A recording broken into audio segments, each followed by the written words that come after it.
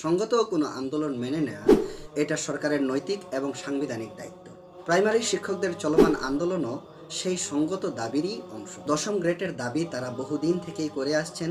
দেশের ভবিষ্যৎ গড়ার কারিগর হিসেবে তাদের সম্মানজনক বেতন হওয়াটাই স্বাভাবিক। একই সাথে একটি অপ্রিয় সত্যও আছে, সেটি হলো টুকটাক কিছু ভালো উদাহরণ থাকলেও অধিকাংশ বিদ্যালয়ের শিক্ষা কার্যক্রমের মান, ক্লাসরুমের পরিবেশ, পাঠদান দক্ষতা সবকিছুই আজ প্রশ্নের মুখে।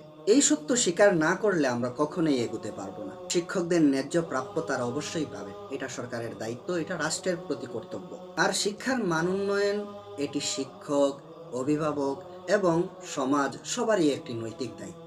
যদি আমরা সত্যিকার অর্থে দেশের ভবিষ্যৎ নিয়ে চিন্তা করি, তাহলে বেতন স্কেল উন্নত হওয়ার সাথে সাথে শিক্ষার মানটাও যেন উন্নত লেভেলে পৌঁছে সেটা নিয়ে ভাবতে হবে, তার আলোকে কাজ করতে হবে।